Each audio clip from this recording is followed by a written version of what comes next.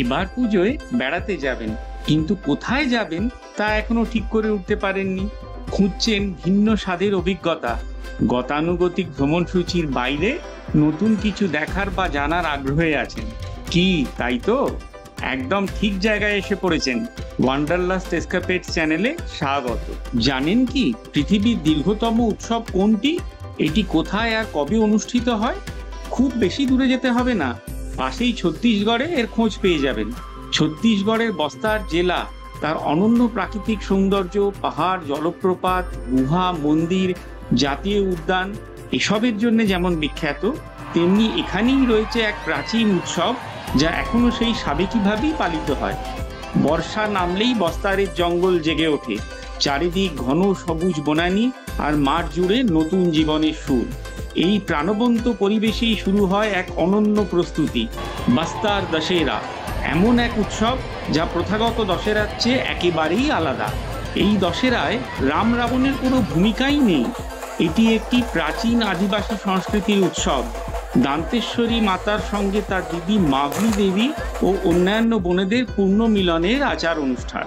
বস্তারের দান্তেওয়াড়ায় অবস্থিত মা দান্তেশ্বরীর মন্দির ভারতের 52টি শক্তিপীঠের অন্যতম গুরুত্বপূর্ণ তীর্থস্থান। প্রাচীন কাহিনী অনুযায়ী দেবী সতীর একটি দাঁত এখানে পতিত হয়েছিল।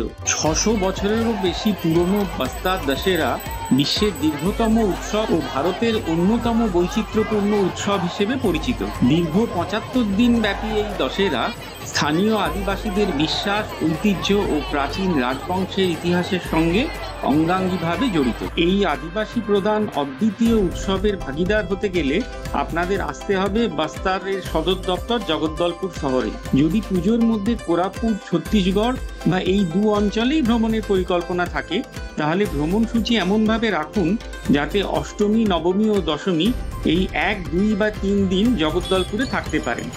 বিকেলে চলে আসুন জগদ্দলপুর প্যালেসের সামনে, এটাই উৎসবের প্রাণকেন্দ্র। বাংলা বা কলকাতায় তো অনেকবার অভিনব প্যান্ডেল ও আলোকসজ্জা বহু ঘন্টা ভিড়ে লাইন দিয়ে দেখেছেন। একবার জগদ্দলপুরে মানুষের ভিড়ে সামিল হয়ে এই ঐতিহ্য উপভোগ করুন, আশা করি ভালো লাগবে। হাওড়া থেকে জগদ্দলপুরের জন্য সরাসরি প্রতিদিন ট্রেন আছে, সম্বলেশ্বরী এক্সপ্রেস।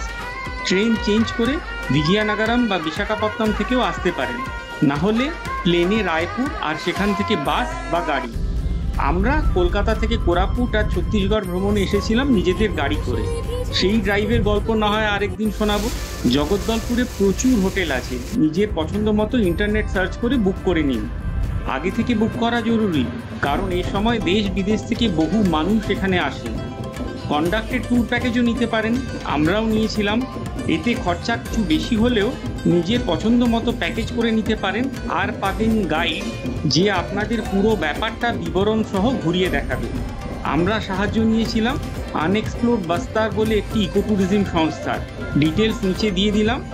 এদের ব্যবস্থা আমাদের ভালো লেগেছিল, আর আমরা বস্তারের আরও বহু জায়গা এদের সঙ্গে ঘুরেছিলাম। লোককথা অনুযায়ী বস্তার দশেরার সূচনা কাকাতীয় রাজবংশের রাজা পুরুষোত্তম দেবের আমলে। শোনা যায় তিনি 1 বছর ধরে হেঁটে পুরীর জগন্নাথ মন্দিরে পৌঁছন দেবতার সেবা করতে।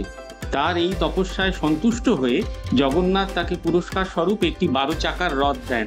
সেই থেকেই শুরু হয় বস্তার দশেরার রথযাত্রার ঐতিহ্য, যা আজ প্রায় 600 বছরেরও বেশি পুরনো।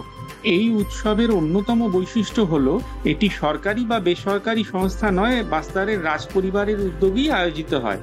এই উৎসবে স্থানীয় আদিবাসী সংস্কৃতি ও দেবদেবীদের অন্তর্ভুক্ত করা হয়েছিল বস্তারের বিভিন্ন জনজাতিকে একত্রিত করার প্রতীকী চেষ্টা হিসেবে। উৎসবের দিনে রাজপ্রাসাদ ও রাজদরবার খুলে দেওয়া হয় জনসাধারণের দর্শনের উদ্দেশ্যে। মহারাজ প্রবীর চন্দ্র ভঞ্জদেও, যার ছবি দেখছেন, তিনি ছিলেন এখানকার সবচেয়ে জনপ্রিয় রাজা, যিনি আদিবাসীদের উন্নয়নের জন্য নিজেকে উৎসর্গ করেছিলেন। এখানকার লোকেরা এনাকে দেবতা হিসেবে পুজো করে। 1966 সালে রাজবাড়ির মধ্যে পুলিশের সঙ্গে সংঘর্ষে তার মৃত্যু হয়। বিশেষজ্ঞদের মতে এই ঘটনার প্রেক্ষাপটই এখানকার আদিবাসীদের নকশাল এবং মাওবাদী আন্দোলনের দিকে ঠেলে দেয়। উৎসব চলাকালে যেমন দেখছেন, বস্তার জুড়ে ছড়িয়ে থাকা সব জনজাতির মানুষ তাদের গ্রামের দেবতা, যাদের অঙ্গাদেও বলা হয়, সজ্জিত কাঠের পালকি বা ডলিতে বহন করে জগদ্দলপুর নিয়ে আসেন দান্তেশ্বরী মাইয়ার আশীর্বাদ লাভের উদ্দেশ্যে। এই দেবতারা আদিম আচার অনুষ্ঠানের অংশ। এদের মূর্তি কাঠ, পালক, ধাতু ইত্যাদিতে গঠিত এবং প্রচলিত মূর্তির মতো একেবারেই নয়। পালকি বাহকরা ঘুরে থাকেন যেন দেবতারা তাদের উপর ভর করেছেন। তাদের নৃত্য, উন্মাদনা আর ভক্তি এক রোমহর্ষক দৃশ্য। এই আচারের থেকে দর্শকদের কিছু দূরে থাকতে অনুরোধ করা হয় যাতে কোনো অঘটন না ঘটে। বিকেল বিকেল প্যালেসের বাইরের গ্যালারিতে জায়গা নিয়ে বসে অপেক্ষা করুন সন্ধে আর রাতে জাঁকজমকপূর্ণ অনুষ্ঠানগুলি দেখার জন্য। 2.5 মাস ধরে চলা এই উৎসবের বিবিধ পুজো ও আচরণের মধ্যে ছড়িয়ে থাকা বিশেষ কিছু দিন ও অনুষ্ঠান খুবই গুরুত্বপূর্ণ। এগুলির মধ্যে কিছু উৎসবের প্রথম দিকে হলেও শেষ 10 দিনের বিবিধ পর্ব, যা নবরাত্রির সঙ্গে মিলে যায়, বিশেষ তাৎপর্যপূর্ণ। শ্রাবণ অমাবস্যা বা হরেলি অমাবস্যায় উৎসবের সূচনা হয় পটযাত্রা দিয়ে। এই দিন জঙ্গল থেকে আনা শাল গাছের একটি কাণ্ড দান্তেশ্বরী মন্দিরের সামনের সিংহদ্বারে বলি দিয়ে পবিত্র করা হয়। এই কাঠ দিয়েই তৈরি হয় রথ। আরেকটি বিশেষ পর্ব হলো কাচান গাদি। এক আদিবাসী কন্যাকে কাঞ্চন দেবীর মাধ্যম হিসেবে চিহ্নিত করা হয়। কন্যাটি কাঁটার খাটে দেবী রূপে দোলেন এবং হাতে তলোয়ার তুলে রাজাকে প্রদান করেন। এতেই উৎসবের আনুষ্ঠানিক সূচনা হয়। এরপর চলে আসি নবরাত্রির অনুষ্ঠানগুলিতে। প্রথমেই যোগী বিঠাই বা তপস্যার সূচনা। হলবা জাতির এক যুবককে রাজপ্রসাদের নিকট গর্তে বসিয়ে তপস্যা শুরু করানো হয়। তিনি 9 দিন উপবাসে থাকেন। মহা অষ্টমীর মধ্যরাত্রে হয় নিশা যাত্রা। এদিন বস্তারের রাজা দান্তেশ্বরী দেবীর অস্ত্র পূজা করেন। নবমীর দিন হয় মাভলি পর্গব। দান্তেওয়াড়া থেকে ডলিতে করে আসা দান্তেশ্বরীর জ্যেষ্ঠা বোন মাভলি দেবীকে রাজপ্রাসাদে আনুষ্ঠানিকভাবে স্বাগত জানানো হয়। দশমীর দিনে ভিতর রেইনি। রাজগুরু দেবীর ছাতা হাতে বিশাল রথ চড়ে শহর পরিক্রমা করেন। রথযাত্রা শেষে মুরিয়া ও মারিয়া জাতির মানুষরা রথ চুরি করে নিয়ে যান কুমদাকোটে। এরপর আসে বাহার রেইনি। রথ কুমদাকোট থেকে ফিরিয়ে এনে রাজা প্রথম শস্য নিবেদন করেন দেবীর উদ্দেশ্যে। এরপর রথ আনা হয় রাজপ্রাসাদের সিংহদ্বারে। উৎসবের শেষ দিনগুলিতে যথাক্রমে অনুষ্ঠিত হয় মুরিয়া দরবার, বস্তারের জনজাতিদের বুনিয়াদী স্তরের গণতান্ত্রিক সমাবেশ। ছত্তিশগড়ের মুখ্যমন্ত্রীর সাথে স্থানীয় মানুষেরা অঞ্চলের সমস্যা ও উন্নয়ন নিয়ে আলোচনা করেন। তারপর কুটুম যাত্রা। উৎসবে অংশগ্রহণকারী সব জনজাতি ও দেবতাদের সম্মান দিয়ে বিদায় জানানো হয়। সব শেষে মাভলি মাতার বিদায়। দেবীকে বিদায়ের মধ্য দিয়ে সমাপ্ত হয় বাস্তার দশেরা। আমি 2025-এর নির্ঘণ্ট নিচে দিয়ে দিলাম, আপনাদের প্ল্যানিংয়ে সুবিধে হবে। আমাদের সুযোগ হয়েছিল নবমীর রাত্রে মাভলি পর্গব প্রত্যক্ষ করার। আসুন সেই অবিস্মরণীয় অভিজ্ঞতা আপনাদের সাথে ভাগ করে নিই।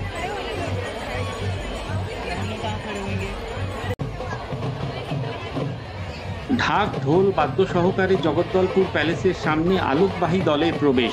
এরা রাজার শোভাযাত্রায় আলোর রোশনাই বাড়াবে।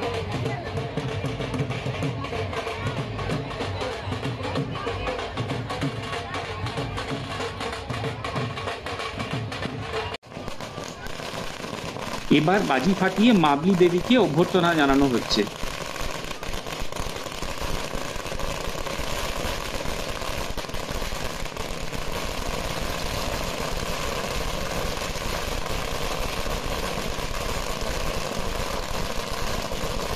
আরম্ভ হলো একের পর এক দেবদেবীর শোভাযাত্রা। দূর দূরান্তের সব গ্রাম থেকে আদিবাসীরা তাদের দেবতাদের নিয়ে এসেছেন বাস্তার প্যালেসে দান্তেশ্বরী মাইয়ার আশীর্বাদ লাভের উদ্দেশ্যে। দর্শনের পর ওনারা ও ওনাদের বাহকেরা সেখানেই বিশ্রাম নিচ্ছিলেন। সন্ধ্যা নামলে শোভাযাত্রা করে সবাই চললেন মাভলি দেবীকে জগদ্দলপুরে অভ্যর্থনা করে তার আশীর্বাদ নিতে।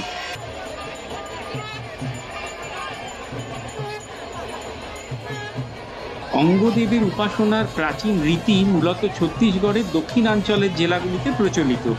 কয়েকটি গ্রাম নিয়ে বিস্তৃত প্রতিটি উপজাতি সম্প্রদায়ে নিজস্ব একটি কুলদেবতা থাকে, যাকে অঙ্গদেব বলা হয়। অঙ্গ মানে শরীরের অংশ আর দেব হলো ঈশ্বর। একটি বিশেষ গাছের কাঠ দিয়ে অঙ্গদেব তৈরি করা হয়। এতে দুটি গোলাকৃতি কাঠের গুঁড়ির 4টি প্রান্ত অঙ্গরূপে এবং একটি কাঠের পাত দিয়ে মাঝখানে দেহের সংযোগস্থল তৈরি করা হয়। 4 জন পুরুষের কাঁধে এটি বহন করা হয়। প্রত্যেকের কাছে একটি অঙ্গ থাকে। বিশ্বাস করা হয় দেবতা নিজের ইচ্ছে মতো প্রাণ ধারণ করেন এবং ভক্তদের যে পথে চালিত করতে চান সেই পথ নির্দেশ করে দেন। এই দেবতার প্রধান কাজ হলো অনুসন্ধান বা তদন্ত। কোনো সম্প্রদায়ের ওপর কোনো গুরুতর সমস্যা যেমন রোগ, চুরি, বৃষ্টির সম্ভাবনা, সাধারণ দুর্ভাগ্য ইত্যাদি দেখা দিলে সেই সমস্যার সমাধানের জন্য অঙ্গদেবের শরণাপন্ন হতে হয়। দেবতা বিশেষ এক অভিনয় বা কার্যকলাপের মাধ্যমে প্রয়োজনীয় নির্দেশ প্রদান করেন। বিশেষ অনুষ্ঠানে অঙ্গদেবীদের ক্ষমতার পরীক্ষা নেওয়া হয়। যদি কোনো অঙ্গদেবের ক্ষমতা অপর্যাপ্ত প্রমাণিত হয় তাহলে তাকে প্রতিস্থাপিত করা হয়। তখন বর্তমান অঙ্গদেবের আত্মা ধারণকারী সোনার বা রূপোর অলঙ্কারটি খুলে নিয়ে নতুন তৈরি অঙ্গদেবের মধ্যে স্থাপন করা হয়। অঙ্গদেবের বাহকেরা ধরে আচ্ছন্ন থাকেন এবং তাদের গতিবিধির ওপর কোনো নিয়ন্ত্রণ না থাকায় দর্শকবৃন্দকে এদের থেকে দূরে থাকতে সাবধান করে দেওয়া হয়। বিভিন্ন অঞ্চলের অঙ্গদেবতারা একে অপরের ভাই বলে বিবেচিত হন এবং একটি দেব পরিবারের অংশ গঠন করেন। যদিও তাদের কিছু মৌলিক মিল রয়েছে, প্রত্যেকের নিজস্ব স্বতন্ত্রতা বা বৈশিষ্ট্য আছে যা তাদের দেবসমূহের মধ্যে আলাদা করে চিহ্নিত করে।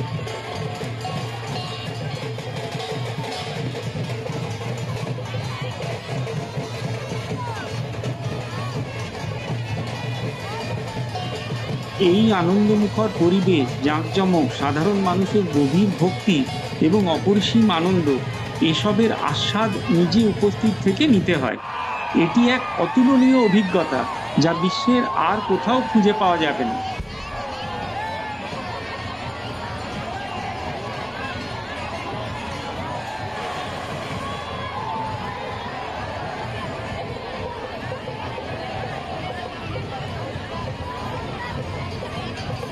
এবার শুরু হতে চলেছে মাভলি পারঘবের আর এক প্রধান আকর্ষণ, বাইসন হর্ন মারিয়া উপজাতির বিশ্ববিখ্যাত নৃত্য।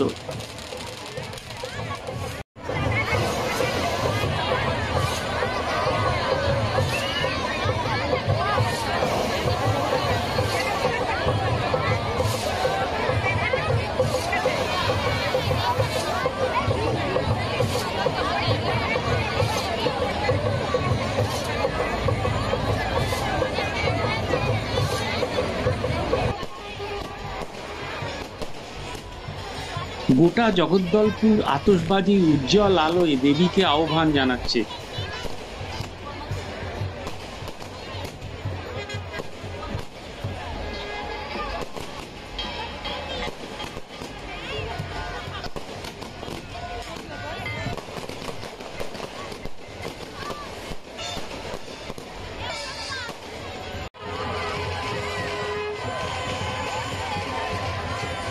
অবশেষে রাজপ্রাসাদ থেকে বের হলো মহারাজের বর্ণাঢ্য শোভাযাত্রা। বস্তারের রাজা মহারাজা কমলচন্দ্র ভঞ্জদেও এগিয়ে চলেছেন মাভলি দেবীকে জগদ্দলপুরে স্বাগত জানাতে।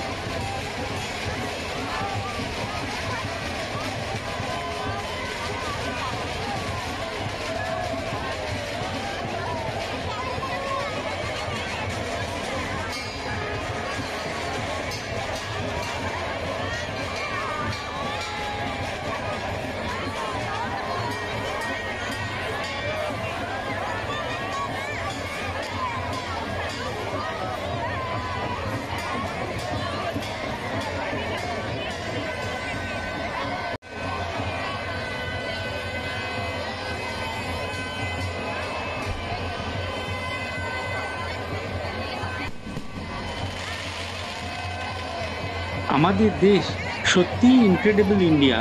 দেশের মহিমার এই অসাধারণ চমক স্বচক্ষে প্রত্যক্ষ করতে পেরে নিজেদের ধন্য মনে হচ্ছিল।